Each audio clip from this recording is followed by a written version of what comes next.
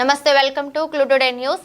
నాగర్ కర్నూలు జిల్లా కల్వకుర్తి పట్టణంలోని గచ్చిబావి నుండి మహబూబ్ నగర్ చౌరస్తాకు టపాకాయలతో బ్యాండ్ సప్పులతో ర్యాలీ నిర్వహించారు. అంబేద్కర్ విగ్రహానికి పూలమాల వేసి ఘనంగా నివాళులర్పించారు. అదేవిధంగా పంపల సుధాకర్ మాట్లాడుతూ మాలలు ఎక్కడ చూసినా తక్కువ ఉన్నారు, రాజకీయ నాయకులు మరి ఏ ఇతర వర్గాలు గానీ కించపరిచే విధంగా మాట్లాడుతున్నారు.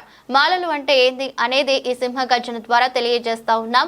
ప్రతి ఒక్కరూ మాల అంటే ఒక చిన్న చూపు చూస్తున్నారు కాబట్టి ఈ సింహగర్జన నుండి రాష్ట్ర వ్యాప్తంగా 33 జిల్లాల నుంచి 119 కాన్స్టిట్యూన్సీల నుంచి వివేక్ ఆధ్వర్యంలో జరిగే పర్యాటక గ్రౌండ్ లో సింహగర్జన ద్వారా మా సత్తా ఏంటో చూపిస్తామన్నారు. ప్రతి ప్రాంతం నుంచి అదేవిధంగా కల్వకుర్తి నుంచి వేల సంఖ్యలో బయలుదేరుతున్నాం.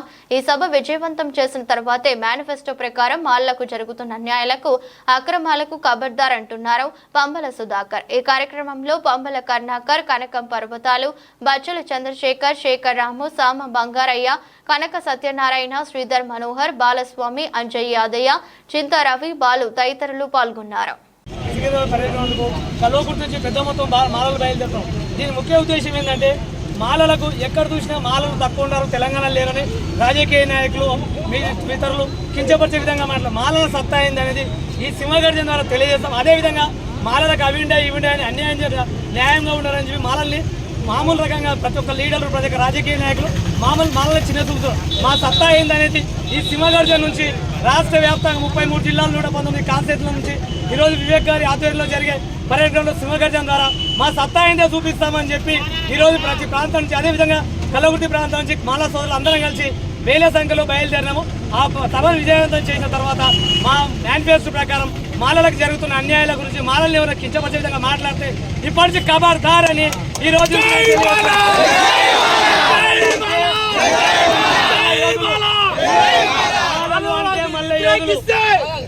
మాలలు అంటే మల్ల యోధుల చరిత్ర తెలియక కొంతమంది మూర్ఖులు, రాజకీయ నాయకులు ఇతరులు మాట్లాడి కించపరిచే విధంగా మాట్లాడదు.